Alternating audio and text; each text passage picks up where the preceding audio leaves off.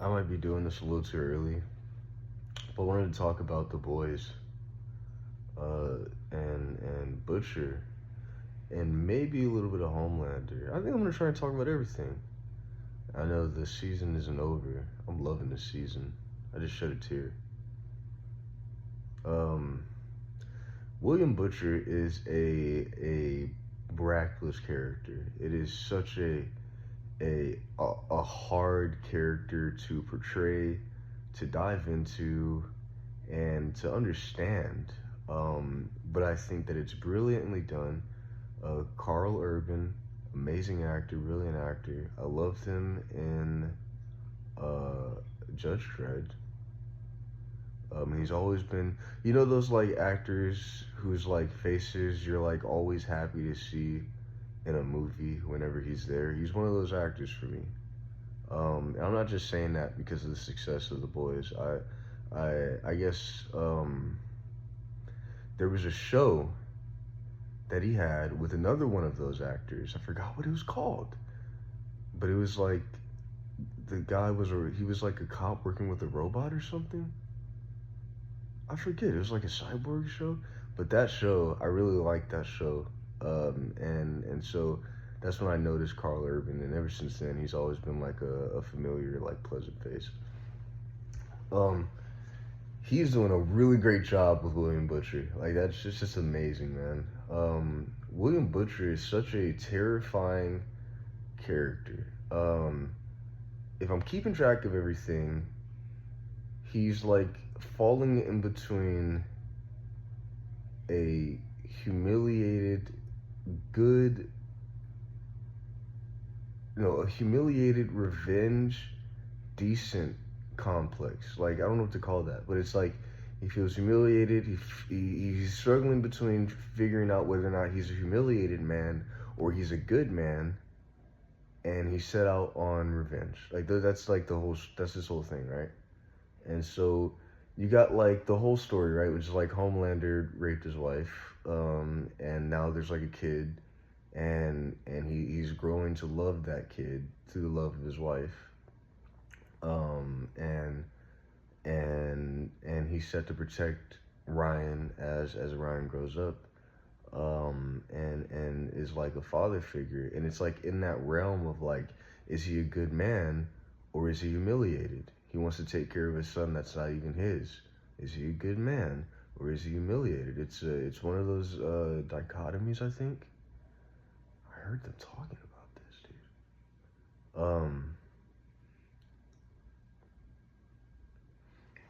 dude. Hey, I made it back to the start. Nah, I'm stuck. I'm stuck. What is this? Don't do this to me right now. I'm good. I'm sorry. I shouldn't have done that. So William Butcher, he's like first we know him as like a justified soup killer because one of the mascot of soups like raped his wife, right? And supposedly was responsible for the death of his wife at the beginning. He finds out his wife is alive, and this wife has a kid, and so that kind of disorients or like destabilizes his full justification because, raped wife, yeah, raped wife and dead wife, you don't have to listen to anybody. You know what I mean? So here's what's going on. I think he is dealing with guilt, right? We see that in season 3, the Soldier Boy season. He is fighting his dad, and he's willing to stand up to his dad, but he can't win the fight. He's protecting his brother, and that's like his whole motivation for standing up to his father, to protect his little brother. Now, as he gets older, he realizes that the fight's only going to get more aggressive, and is fearful of what the consequences will be. However, he feels like a coward because he has to leave his brother behind in order to avoid the consequences. Now, here is where the first little disturbance occurs, because here he isn't sure whether he is doing the right thing or whether he's a coward, good man, or humiliated. His brother dies. There are now consequences of him acting on this uncertainty, where a part of him was obviously afraid of his father, but a part of him was also trying to take care of the people he loves. That's a real thing that we see in Butcher the entire show. Now, it could be said that all he had to do was fight his father and win the fight, and that would have changed everything. But perhaps at that age, he wasn't ready to handle that kind of a change, and so it was easier for him to just leave, despite his little brother being there and unable to survive those conditions.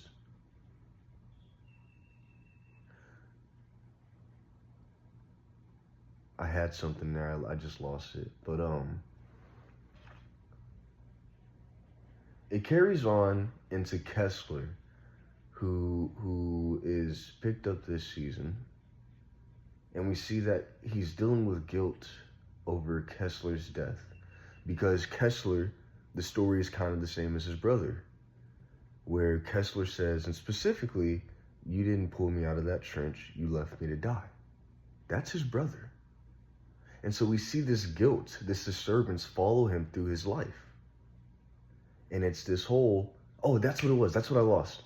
Is he trying hard enough to be a good man?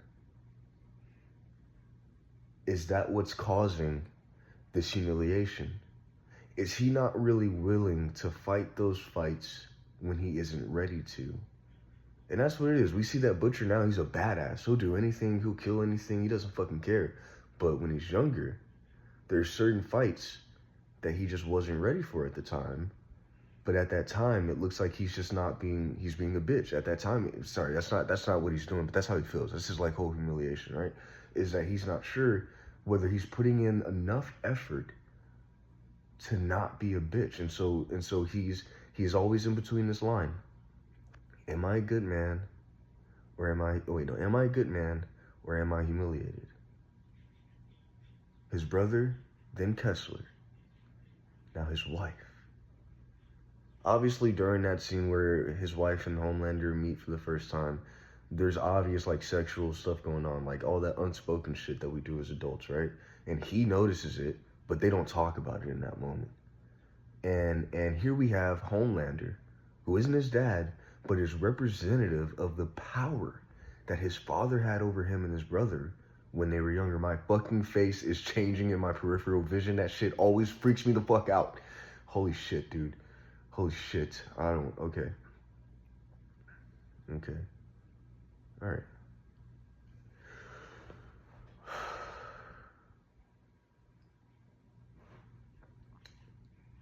So, Butcher is constantly dealing with the complex of being able to protect his loved ones, which is also representative of him being able to protect himself. He cannot defend himself against his father, therefore he cannot truly protect his brother. He can only hide his brother and therefore hide himself. If his brother's not there, he's got nothing to hide. He's got nothing to fight for. So he hides. But because his brother is there and there's only one space in the closet, and we see that he's hiding earlier in that scene too, until his brother's gonna get caught, then he takes it. At that point, William hides. Butcher hides. And it's that humiliation, it's that fear of what he's doing there. That's what it is he's willing to fight, but is he only fighting when it's too late? Because sometimes he feels as if he's hiding.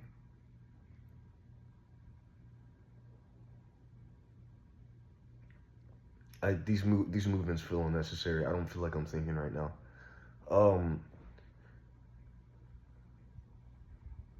So William's wife is raped, but William, and we can tell this, we can't prove it, but we can tell this, William feels as if that may not be the entire story. He's not sure whether his wife was raped or whether it was one of those things where somebody was superior than him, somebody could overwhelm him, somebody could beat him. And so his wife just went with it. And they're just calling it rape right now. Now, obviously, with the way that things are, that's a disturbing conversation to have. So for all intents and purposes, his wife was raped. But we all know that as a man, that William is dealing with that kind of a disturbance in his mind. And so we've got these disturbances so far, before he has to fight, before he's forced to fight, he'll hide. This makes him feel like he's acting too late. And when he's forced to, he always does the right thing, the manly thing, the brave thing. But it's only after he's failed. Humiliation or a good man. His wife may have been raped or may have just cheated on him. Humiliation or a good man.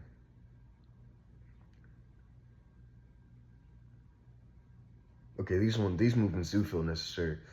Not necessary, but they feel like they're actually doing something. There's something there. There's something else there.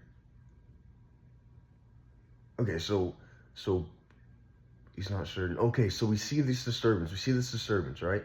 So we learned in the last episode, season 4, episode 7, that's where I'm at.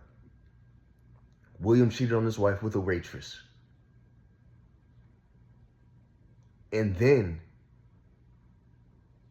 he decides to quit drinking because he blames it on him drinking. Once again, we have failure and then forced to act. I'm not trying to do this too hard. So Butcher feels like what's happening to him is fucked up. But because of the amount of times that he's chosen to hide or not tried hard enough, that he has not been perfect enough, that he cannot say he doesn't deserve what's happening. Humiliation or good man. Now, the story ends always on good man. We see signs of good man, but we see fear of humiliation the entire series. He loves Ryan. He respects Ryan. When Ryan stands up, when Ryan does the right thing, he sees himself in Ryan. Sees who he wants to be. Oh my gosh, I'm choked. Fucking choked. Oh my gosh, I hate that shit so fucking much, bro. I hate that so much. Ugh.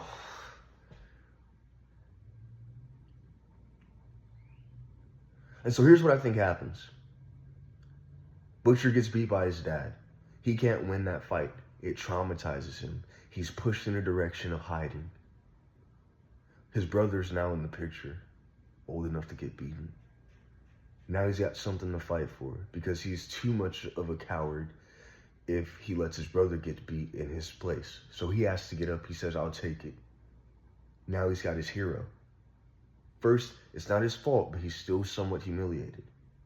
He's a victim, but he's humiliated. Oh, that's what I should say, victim or good man.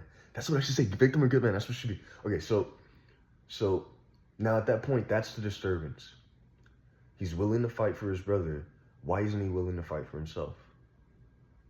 That's a disturbance. It confuses him. How can he really have control over his life if he's not willing to defend himself to that extent? If he can't have control over his life, then he can't have control over what's happening around him. To protect his brother, he puts himself in harm's way, gains strength, gains courtesy, gains all the stuff that a man needs to gain in order to take care of those fears of not having control over his life. But there's still that fact that if his brother wasn't there, he would hide, that he ran from his father. And so, we know that at some point, there's a fear of cowardice in William Butcher that is making him feel as if he does not have control over himself. That there's a part of him that he always fears will act in his place, will act instead of his hero, will act to reserve himself in a cowardly way. And we see this manifest as the way he discusses Kamiko and Starlight.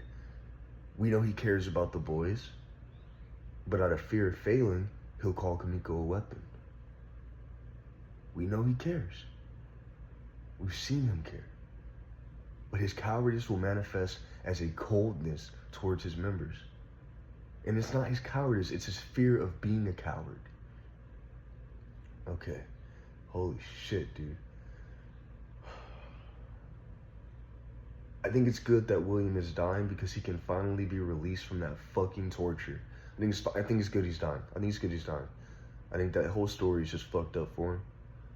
Um, but what I was trying to say is that disturbance of fearing of being a coward is like a hole in his actions. It's not a hole in his actions, but it's a disturbance that's always messing with his mind and pushing him towards irrational decisions. This is what I think pushed him towards cheating on his wife. He rationalized it as he was drinking too much, chose to stop drinking. But he had already cheated. His wife either cheated on him or got raped. He suspects cheated because he cheated. It only makes sense given what he's following. But for now, it's rape. And so he fears he's being humiliated by his own actions now. Which is why he goes through this, which is why he can accept this as reality. Because he feels as if he's done enough that he can't say he doesn't deserve it. So, he's dying soon. Hopefully we get one more season. Or they cure it. No, don't cure it. He needs to get out of that situation. He needs to save Ryan, and he needs to get out of that situation.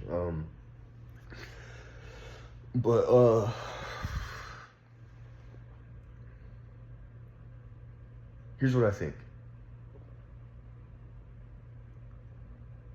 William is a hero. He would have been a coward if he let his brother get caught in the closet and stayed hiding. That would have been a coward. He got up and he fought. He didn't fight, but he took the beating instead. And that's fighting. That's fighting. He may not be willing to fight his father because he's afraid of his father retaliating with more aggression than he can survive, but he's still fighting in that moment, which is why we know he leaves, because he's afraid that he cannot survive the escalation of aggression.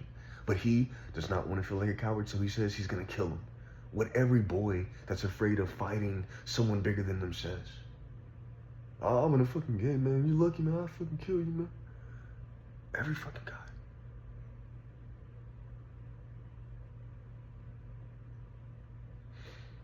We know that he's a hero because the initial thing that makes him a coward, a victim, is not his fault. And so at this point, it's like a sliver of something bad that happened to him, always sneaking into his life because he can't explain why he had that bad at the beginning, his father beating him. He can't rationalize that out of existence.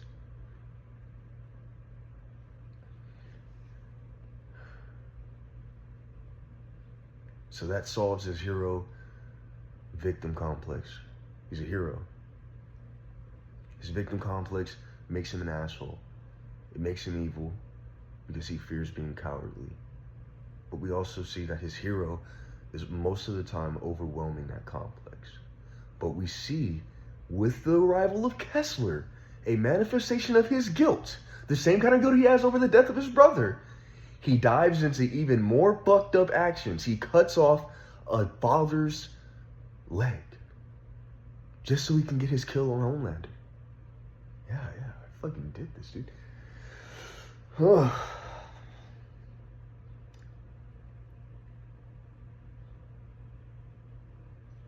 So I think that should be said. He's not a coward, and I hope that doesn't ruin the show or the progression of the show. But he's not a coward. The way he faces situations that he can do something about, and the fact that he's able to do these things now, he's not a coward. He was young. He could not overpower his father at that age. He's not a coward.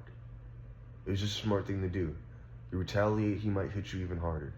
It's a smart thing to do.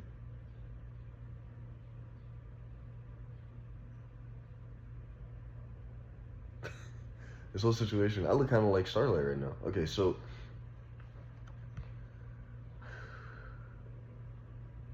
this whole show seems to be about the guilt of the past. Perfect show for a guy like me, right? And I love the writing of this show, how the characters, actually, I feel like this is my show, I'm sorry. I feel like this show is directly fucking writing about me from a distance. Like, with enough contextual layers to not be about me, but is about me, obviously. And I'm not trying to lose my shows or anything, but maybe I'm not the only one that has guilt about the past. I mean, it seems to be a recurring thing in this uncanny existence. But I think that's his whole complex. He's uncertain whether he's a humiliated man or he's a good man. But obviously, he's a good man tormented by a victim complex that he cannot rationalize out of existence.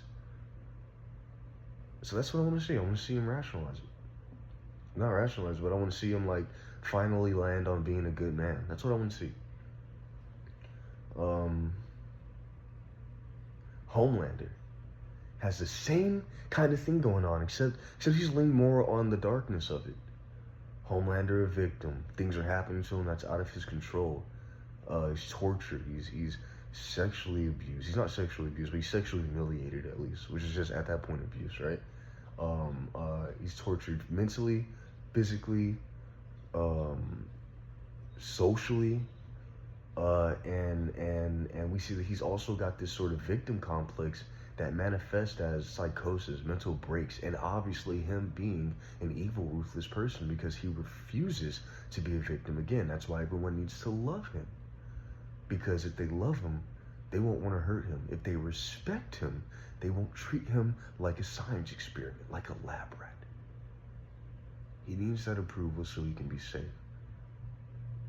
But we also see that as he gets into his power, he becomes more powerful. He accepts that he's powerful.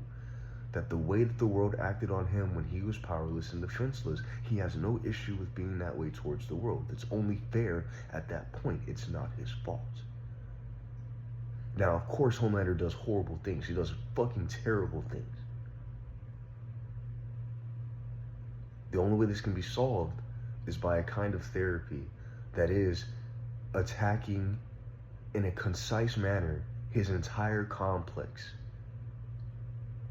in one spot. Because if you try to do it over a long period of time, he'll become defensive because he does not want you over his head.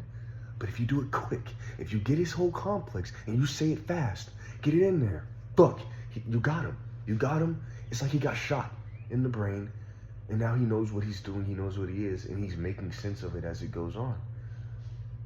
That's what I kind of do to people. I'm like a fast psychologist. I like shooting their heads really fast so that they can't fucking fight me. I didn't mean to say that, but oh shit, that got me up. That got me up. Okay, hold on.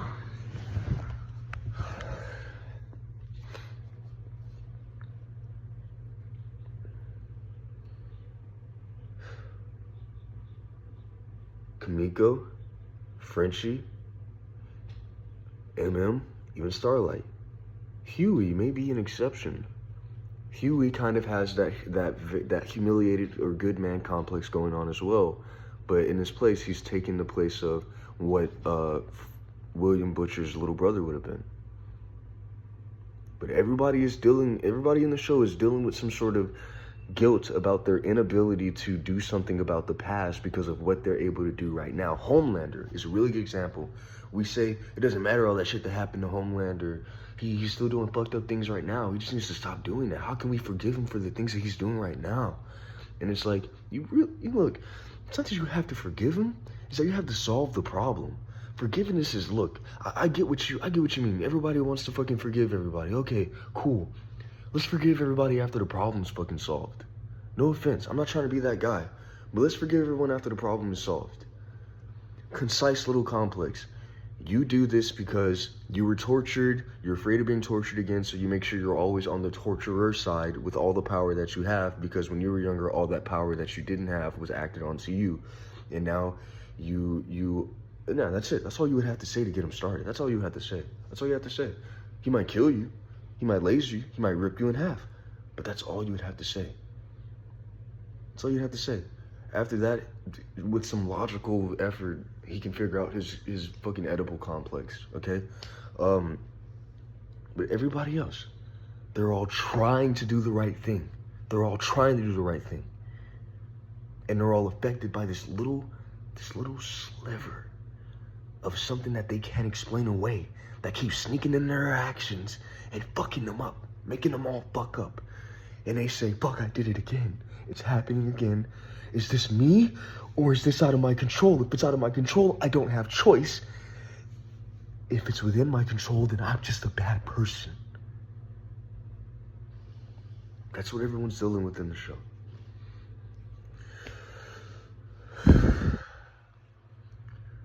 So obviously rationalizing the victim complex so that they can all comprehend it and understand that it's not their fault, even the things that they've done, despite the fact that they need forgiveness from others for it, that it is still not their fault, whether those people forgive them or not. Kamiko is literally threatened in that Shining Line camp and has to fight in order to survive. Yet she still has someone who hates her for what she's done during that time where she has no choice. Even though she's the one acting, even though she's the one doing, she still has very limited choice. So we can focus on forgiveness after we solve the complex that is causing everyone's problem in the show. Once everyone figures out, okay, that's what this is. It's like we couldn't explain what was happening to us, and it keeps fucking up our actions now. And we need to just recognize that we're not the bad guys. What was happening to us was genuinely out of our control, and that trying to rationalize it as if we had choice at that point is fucking our brains up and screwing us over. It's like a bad measurement that causes us to land on the wrong fucking foot. Get them to all accept that, all their problems are fucking solved. Not right away, but that's where it goes. That's where it goes. So, yeah. Dude, it's happening again. Like, okay, sorry. So yeah, that's what it is. That's, now obviously this has something to do with me. Who fucking, don't attack me here. Oh wait, I didn't mean to say don't attack me. I mean, don't piss me off. Okay, maybe I need to say some things here. Fuck. The thing is, I'm always admitting it within a context of admitting it just to be safe. But I don't have enough thought in my head right now to believe anything. I don't have enough thought in my head. I don't have enough thought in my head at this moment. At this moment, I have no thoughts in my head. Right now, I have no thoughts in my head. And I don't mean like I have these thoughts here, but I'm talking about in this area. In this area, there's no thinking here. I'm not thinking here. In this area right here, I'm not thinking. There's no thinking happening here. Okay, so I don't know what that means. So fuck you. I'm really trying my best. This is really corny for me, dude. Oh, fuck, man.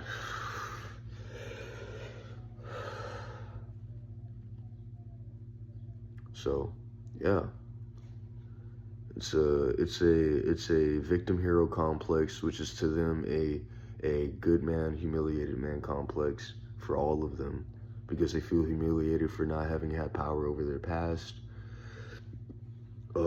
But they fear that by saying they don't have power over their past, they don't have power over their future. But they have power over their future.